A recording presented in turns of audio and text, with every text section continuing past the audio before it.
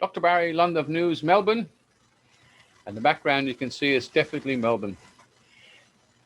What we get on the media in general worldwide is relentless BS. It goes on and on and on about a particular subject, and it just can't help itself. It takes up all the news. Even Al Jazeera, I had a look at it recently, 2 days ago, and it was the same. It's all around the world. It is relentless. But thank God for a couple of channels. One in the USA I can't mention because if I do, I'll be in trouble. And of course, every country's got foxes. Greg Kelly, an MP, he was in the Liberal Party, and he brought up this about vaccinations and stuff to this absolute despicable human being, a female, right? Labour Party, of course, which destroyed this country and are in cahoots with the international scumbags of the world, right? The deep state. Now, have a look at this and make your own mind up. They're not preaching to you. You're an adult. You can make a decision. Well, most of them can. They don't make them like that anymore. One of the great tussles of the Bob Hawke years, when John Howard was still Liberal Party leader, was over the Australia card. Most Aussies were horrified by the idea of a mandatory identity card, particularly people who had fled from communist regimes. Interestingly, the idea was finally abandoned after the brilliant National Senator John Stone torpedoed it in the Senate. Well, now there's a new threat looming that makes the Australia card look like a complimentary ticket to a libertarian orgy. It's lurking there in the corridors of the medical bureaucracies, and it's now being hinted at by our supposedly Liberal Prime Minister. It's the digital vaccine passport. This week, the Prime Minister suggested that Australians may soon be able to travel overseas and return home without going into hotel quarantine if they are vaccinated against COVID-19. In other words, special treatment for those who can show they've had the vaccine. Now, what's wrong with that, you may well ask? And in fairness, in and of itself, it makes perfect sense. But it's the bigger principle that we must focus on. In the US, some states like New York and California are linking individual freedoms to a digital vaccine passport. And in the UK, the Boris Johnson government is in all sorts of trouble with not only Conservatives, but more importantly, beer-drinking blue workers and pub goers by suggesting you might need to have a vaccine passport even to get into your local pub. An absolute heresy in beer-loving Britain. But that is the underlying point. Once you introduce a vaccine passport for, say, travel, where does it stop? How quickly would it become required for shopping, banking, going to the theatre? Well, everything and anything, really. And then what happens when you choose not to have one? You're an instant pariah, an outcast from society. That is how communism and totalitarianism work, not freedom. Indeed, last week, the idea of specifically linking every individual freedom to a digital vaccine passport was being pushed aggressively by CNN's Dr. Leana Wen. We need to make it clear to them that the vaccine is the ticket back to pre-pandemic life. And the window to do that is really narrowing. I mean, you were mentioning, Chris, about how all these states are reopening. They're reopening at 100%. And we have a very narrow window to tie reopening policy to vaccination status.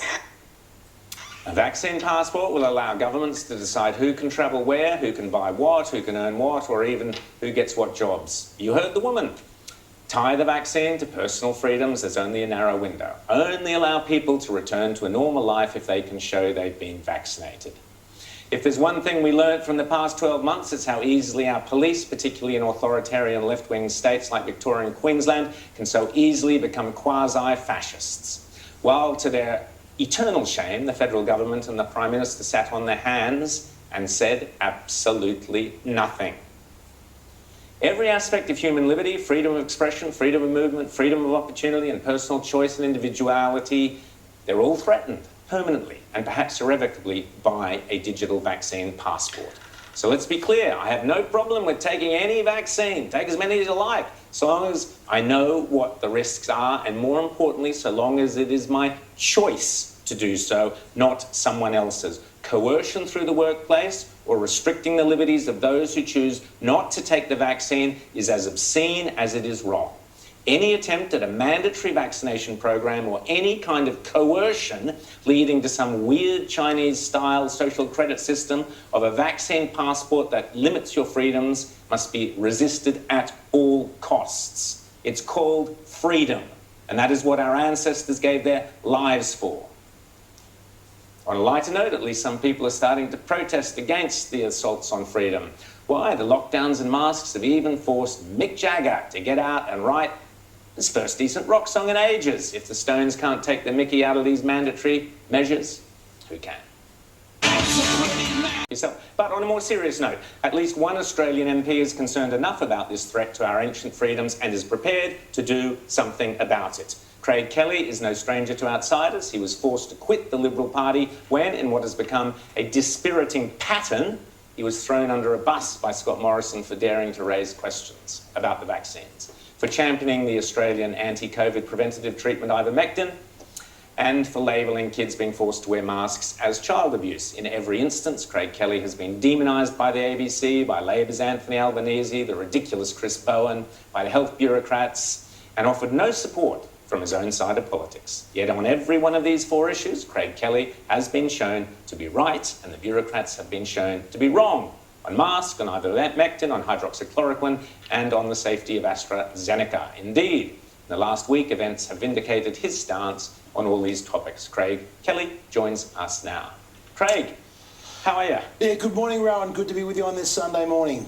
Well, Craig, we'll get into why you claim you were right and the bureaucrats and government were wrong on those four separate issues in a tick. But first, tell us why you are concerned about vaccine passports and, more importantly, what you intend to do about it.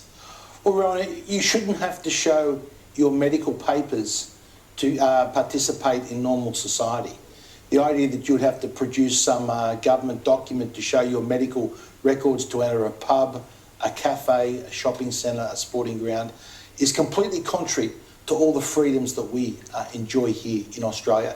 And all those, with Anzac Day coming up, it's a reminder of all those freedoms that over 100,000 Australians have sacrificed their lives for in war.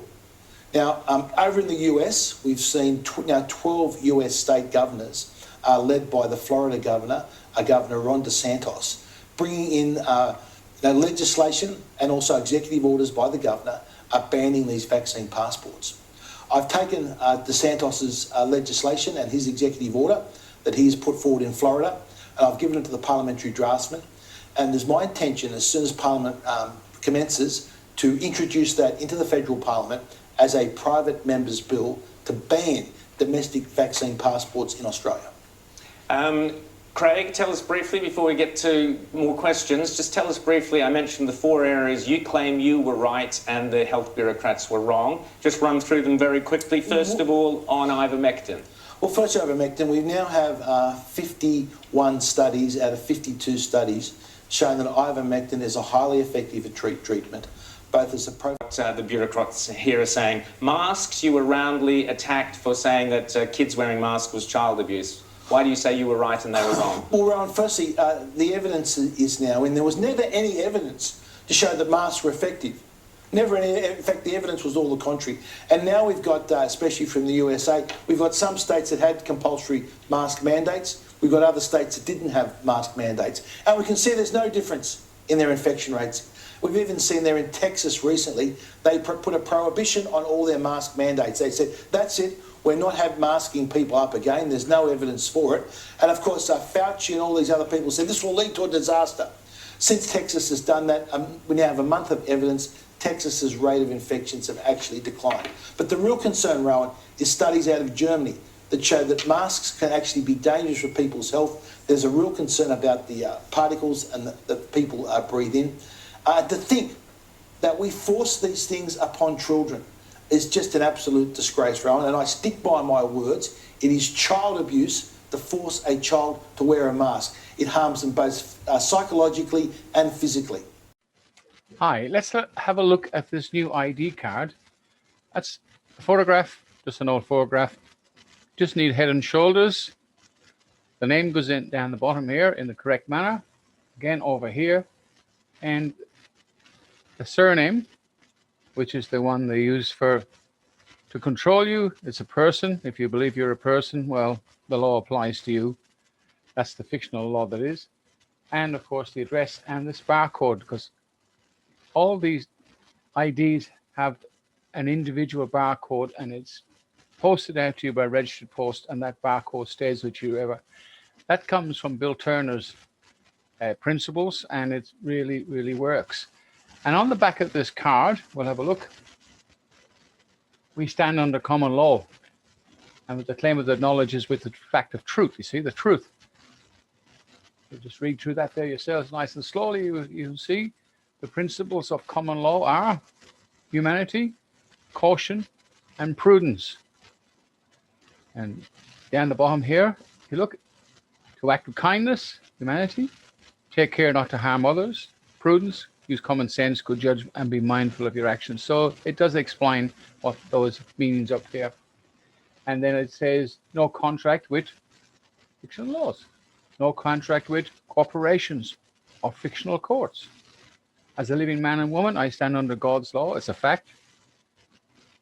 In knowledge with the claim. It's all on there. And that's all you need to produce to say at now time, I am not a person. I am a living man or I am a living woman.